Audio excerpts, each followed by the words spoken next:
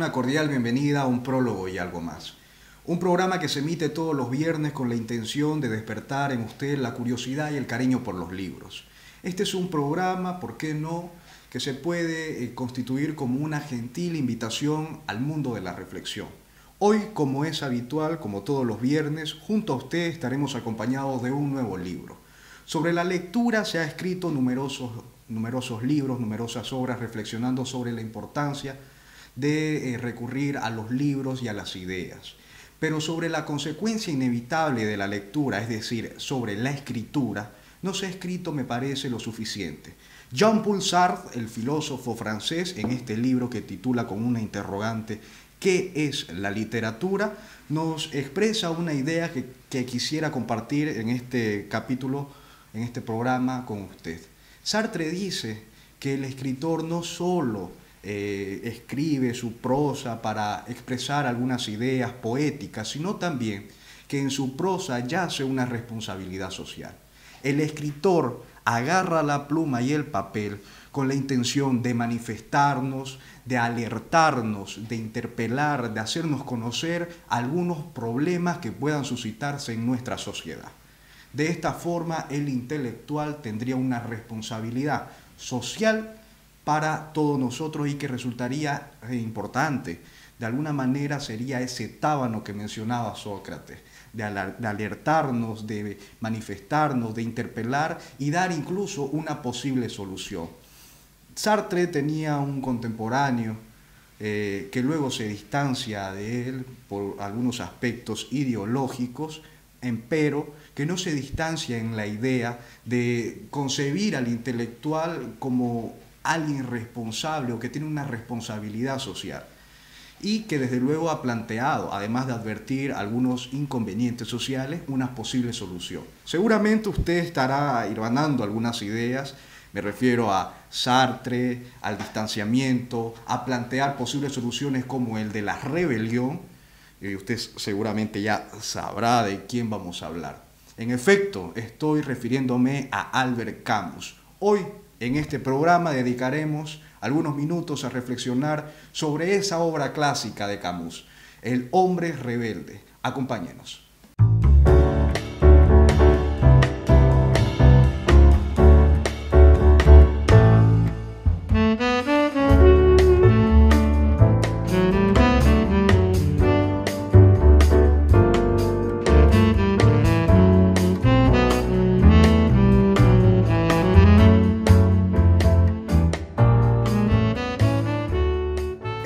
Iniciar este programa mencionando algunos aspectos biográficos de la vida de Albert Camus. Este nace en Francia en 1913 y fallece en 1960 a causa de un accidente automovilístico.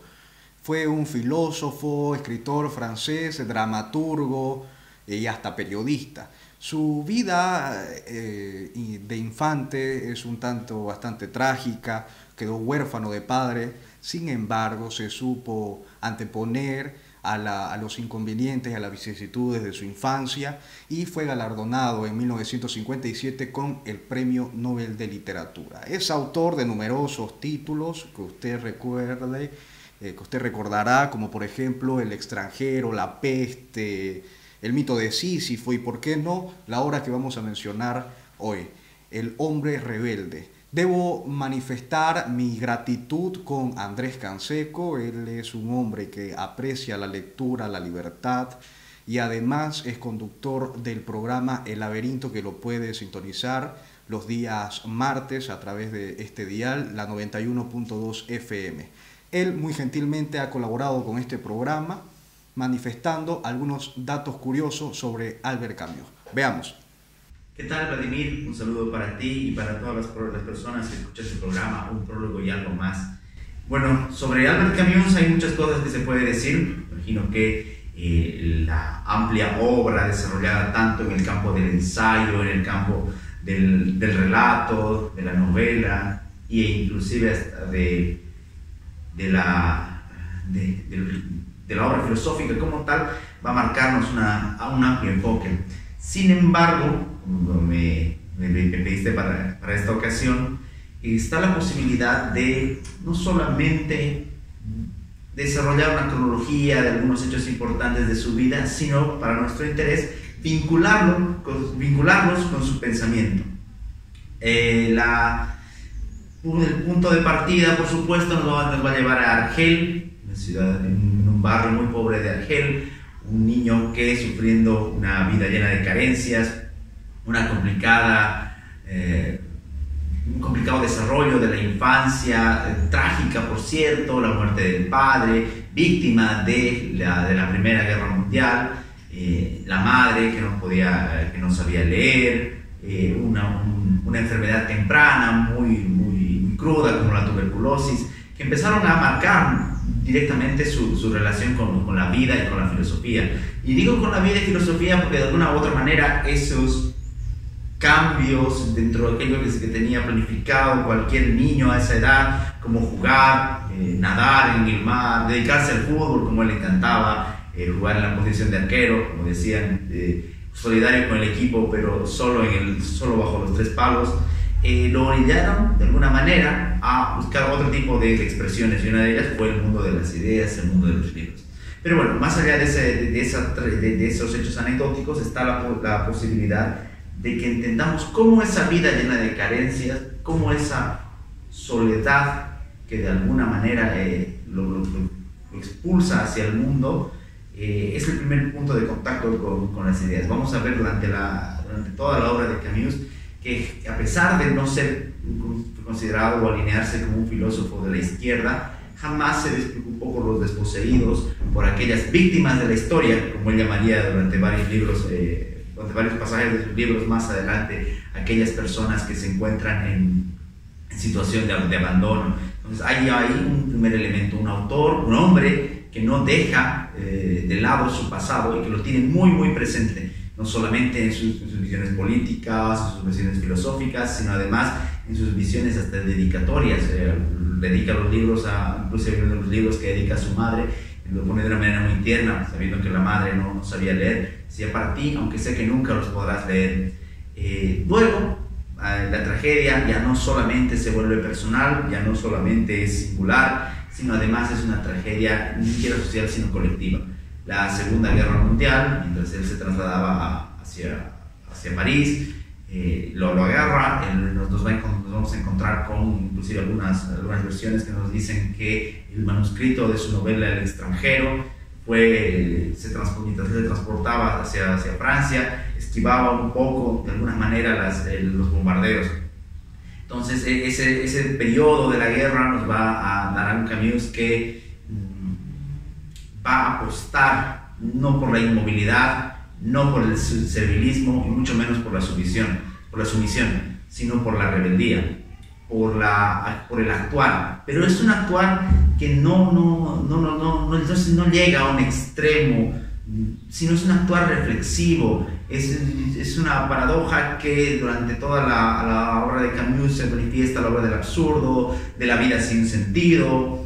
Pero ese sinsentido y esa búsqueda que deja al hombre, esa necesidad de buscar el sentido, es lo que le hace a él actuar. El periodo de la guerra nos va a marcar la creación del periódico Combat, periódico clandestino durante la Segunda Guerra Mundial, que va a tratar de oponerse a la ocupación nacionalsocialista y todo aquello. Pasa la guerra y sin duda otro elemento dentro de la vida de Camus es la polémica y pelea con Jean-Paul Sartre. Sobre la participación de Sartre en la guerra, sobre la ocupación también se ha dicho mucho, se sigue comentando si fue verdaderamente una labor comprometida o si no lo fue. Bueno, en el caso de Camus sí lo fue, eso hasta que eso quede claro. Entonces se inicia una polémica, de esas que ya no hay, por decirlo de alguna manera, o que muy poco quedan. Una polémica a través de periódicos, a través de escritos, en el cual se intercambian acerca de posiciones, compromisos intelectuales, una visión que para Camus era completamente errónea, que tiene que ver con la visión del comunismo una vez terminada la Segunda Guerra Mundial. Sartre, hay que recordar que para esa época ya había apostado, inclusive ya había hecho un par de ridículos con el compromiso con la izquierda internacional. Para Camus no, para Camus ningún proyecto, ninguna utopía podía sacrificar al hombre Y eso es sobre todo una de las grandes polémicas que daría muchísimo tiempo para desarrollar. Una y la otra, por supuesto, se expresa después de la publicación del libro que estás comentando, El hombre rebelde. Por razones de la existencia, ese mismo premio que luego rechazaría Sartre, el premio Nobel, le recae a Albert Camus, un discurso del Nobel que es maravilloso, fantástico. Quienes puedan buscarlo en internet, leerlo, no se encuentra el video, solamente un fragmento. Lo encuentra premiado, lo encuentra reconocido por su obra, por su compromiso por la verdad, por la libertad, recordando un pasaje también del hombre rebelde. Albert Camus decía que la opresión no solamente se da, que la rebelión no solamente tiene que ser contra la opresión, sino también contra la mentira. Y bueno, para ponerle un punto final y no alargarme más, está el trágico final, ¿no?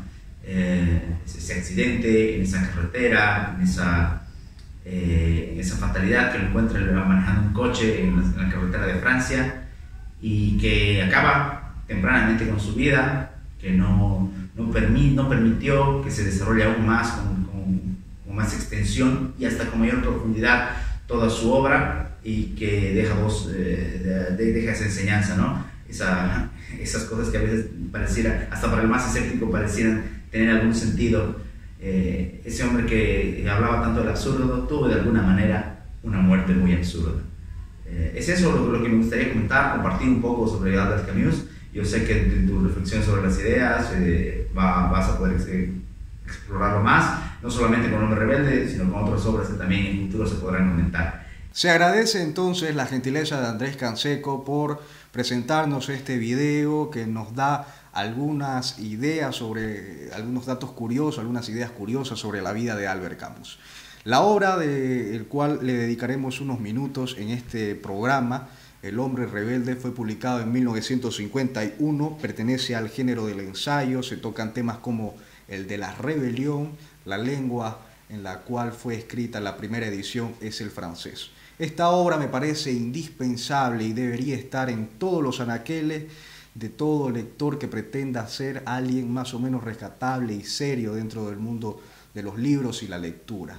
Como toda obra clásica, en este caso de filosofía, tiene un factor que resultaría no menor. Me refiero a que es una obra atemporal. Es una obra que, si bien fue escrita bajo circunstancias determinadas, propias de su tiempo, es posible que esos programas y toda esa serie de ideas y esos problemas y esas posibles soluciones que se fueron expresadas en este libro sean también compatibles en tiempos contemporáneos. Me parece que ahí yace la riqueza de este libro, El hombre rebelde. Sin mayores complicaciones y sin mayores vacilaciones, procederé a tratar de explicar algunas ideas fundamentales de este libro. Albert Camus inicia este libro tratando de hacer una distinción entre los crímenes, tal y como los conocemos, y lo que él denomina los crímenes lógicos. Los crímenes lógicos, usted se preguntará, son aquellos que pretenden tener una justificación de su accionar bajo la bandera de la libertad. Hay que situarnos sin duda alguna a los hechos históricos en el cual el libro fue escrito. 1951 nos encontrábamos en plena Guerra Fría, habían dos bandos que aceptaban el aniquilamiento del otro levantando la bandera de la libertad. Camus advierte un absurdo y un inconveniente. Si nosotros apoyamos uno de esos regímenes que luchan y aniquilan a alguien bajo la bandera de la libertad, nosotros estamos apoyando el asesinato. Grosso modo, estuviéramos apoyando un acto antijurídico, un acto reñido con la ley. Ahora, si nosotros no apoyamos, pero no nos manifestamos, nos abstenemos, usted recuerde que la irresponsabilidad o la responsabilidad en todo caso, claro, no solo se da por la acción, sino también por la omisión. Fuéramos responsables de nuestra omisión, nos haríamos cómplices y estuviéramos apoyando un acto antijurídico y en consecuencia fuéramos de alguna manera hasta cierto punto irresponsables por no manifestarnos, por no opinar sobre un tema que no solo nos compete a los individuos, sino también al resto de los ciudadanos. Ahora, en ese punto concreto donde se reflexiona sobre la vida, sobre el tema del asesinato, Albert Camus dice, bueno, y si usted no opta por apoyar y tampoco opta por abstenerse, y ante esa disyuntiva trata de suicidarse, pues ese acto de suicidio para evadir una posible intervención, ya sea crítica o favorable a las problemáticas sociales, fuera un acto pusilánime, digno de las mayores arcadas. Entonces, si nosotros traemos tal vez, y esa es la riqueza de este libro, ese inconveniente, esa cuestionante a tiempos modernos, donde vemos que se tratan de defender actos ilegales, antijurídicos, reñidos con la norma, utilizando la bandera de la libertad, tenemos las mismas situaciones y las mismas problemáticas. Si nosotros apoyamos a ese régimen que trata, bajo la bandera de la libertad, como menciona Camus, de violentar la norma, violentar la democracia, estuviéramos apoyando la supresión de la libertad, de la democracia, y en consecuencia estuviéramos en conflicto con la norma. Ahora, si nosotros, como hay una gran parte de la sociedad que pretende simplemente abstenerse de esa problemática social, estuviéramos de igual manera siendo cómplices. ¿Qué hacer? La respuesta de Albert Camus, y con la que usted puede identificar fácilmente este libro, es con una interrogante con la que inicia este libro, que a la letra dicta de la siguiente forma: ¿quién es un hombre rebelde? Es aquel, dice Camus, que dice no. Un no que sin duda es propio de nuestro tiempo, no solo del tiempo de Camus, sino que también en Bolivia el no del hombre rebelde jugaría un papel fundamental. La respuesta, en consecuencia, como usted podrá advertir, la respuesta de Camus ante esa circunstancia es rebelarse. ¿Y quién es un hombre rebelde? Es aquel que dice no. El no resultaría indispensable, es una barrera que pone el hombre rebelde para tratar de reivindicar un derecho existente, para tratar de reivindicar esa libertad individual que nos es propio, que no es un derecho, es algo sustancial del individuo, que nos hace ser lo que somos y no otra cosa. El hombre rebelde defiende eso que ya está establecido, defiende una democracia, defiende un Estado de derecho, es una limitación a los abusos que se cometen. Eso es un hombre rebelde, defender lo establecido. Y tal vez eso sea lo que nos diferencie del hombre que Albert Camus denomina resentido. El hombre rebelde tiene como fundamentación, en cuanto a su actuar se refiere, la limitación, la reivindicación de lo existente. Mientras que el hombre resentido tiene como justificación la envidia. El hombre resentido no actúa para defender lo establecido, para defender la libertad, la democracia o el Estado de Derecho, sino por el contrario. Su motivación, la fundamentación de su accionar es otra. Se debe a la envidia. Envidia aquello que no tiene. Envidia la realidad, envidia lo que tienen los demás. Se queja, está reñido con la realidad. Está incómodo con lo establecido, con las reglas del juego impuestas por la democracia. Pretende que todo sea distinto. Entonces ahí, dice Camus, lo que se presenta es el concepto de una rebelión metafísica. La metafísica, estimado lector, es una rama de la filosofía que se encarga de estudiar la realidad, la totalidad, las estructuras de la realidad. Y el rebelde metafísico está disconforme con esa realidad. Pretende cambiarlo todo. Dice Camus, juega a ser Dios, pretende cambiarlo todo.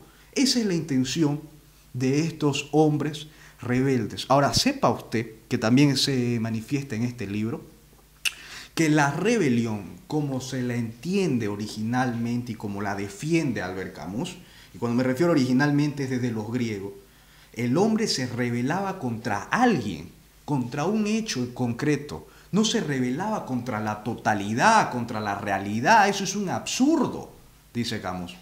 Ahora, ¿qué es lo que sigue?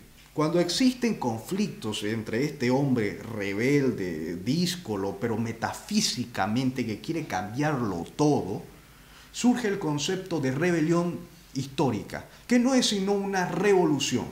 Es una revolución que trata de cambiarlo todo, pero mediante la fuerza, y utiliza, como no, la bandera de la libertad. Lo que no tienen claro estos hombres, a mi juicio, es que si pretenden defender la libertad, simplemente tienen que dejar a los individuos ser libres.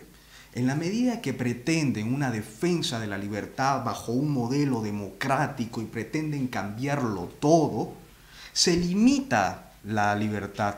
Si alguien con ejercicio de su libertad vota, por ejemplo, hace uso de su libertad y vota aquel que no, de alguna manera está de acuerdo, a alguien que no acepta el resultado del ejercicio de la libertad que se expresa en un voto, es sin duda alguien que es enemigo de las libertades individuales, alguien que no está de acuerdo con las reglas establecidas dentro de una democracia, de un Estado de Derecho, que desconoce el ejercicio de la libertad de los votos, es alguien que está reñido con la libertad individual.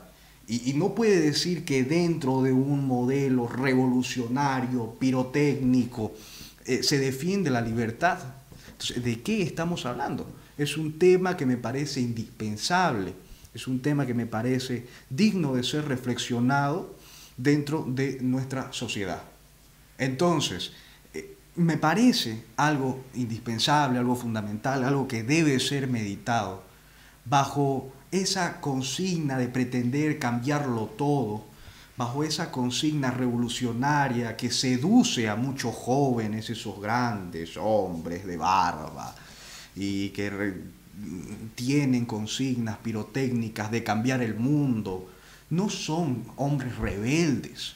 El hombre rebelde tiene otra concepción, dice Albert Camus, y mucho menos defienden la libertad. Vea, es muy fácil. Si lo que pretenden es defender la libertad, simplemente, como lo manifestaba Ralph Dahrendorf en su libro Las posibilidades vitales, para defender la libertad, ¿qué es lo que debe hacer el gobierno? Simplemente hacer posible el desarrollo de las libertades. Esa idea de pretender cambiar el mundo para Camus y para mí, debo confesarlo, es un absurdo. Y es por eso que rescata una cita de Karl Jasper que dice de la siguiente forma: pretender cambiar la totalidad es inconcebible, pues el individuo es parte del todo. Quien pueda cambiarlo es alguien extraño al todo, como Dios. Y como no somos Dios sino hombre, no podemos cambiar el mundo. Solo basta con que no tomen políticas que nos fastidien al punto de eliminar y no reconocer las libertades individuales. Es, a mi juicio, necesario dentro de nuestra contemporaneidad, de nuestra coyuntura actual, tratar de hacer esa diferencia entre un hombre rebelde y un hombre resentido. El hombre rebelde es aquel que dice no, que se manifiesta, que pone un límite a los inconvenientes, a los atropellos que puedan recibir nuestras libertades. Ahora, una de las interrogantes que yo tuve al momento de leer este libro es ¿cuándo rebelarse? ¿Cuál sería el detonante para poder rebelarse? Yo he traído un libro que quisiera compartir con ustedes. Se titula Tratado sobre la tolerancia de Voltaire. Aquí hace una reflexión que quisiera compartir con ustedes. Dice, en defensa de la tolerancia hay que ser intolerante con los intolerantes. No es posible ser tolerante con alguien que no es tolerante, porque de esa manera se pierde, se extingue la tolerancia. Entonces, es intolerante aquel que no acepta, por ejemplo, un cuestionamiento distinto, aquel que está en el gobierno y no acepta una crítica y hay perseguidos políticos, hay presos políticos, hay exilados políticos, aquel que no es tolerante y pretende que se establezca un modelo de acuerdo a sus ideas, no acepta la crítica y trata de implantarlo eso bajo un modelo revolucionario y de la libertad y bajo esa consigna fundamentalmente de ser un hombre rebelde, de ser un hombre que aprecia la libertad, que aprecia la democracia. Entonces eso, a mi juicio, es un hombre intolerante, es un hombre resentido según las características que nos menciona Albert Camus. Y con esta gente, si nosotros apreciamos la tolerancia como uno de los principios fundamentales de la democracia, no podemos ser tolerantes. ¿Qué nos queda?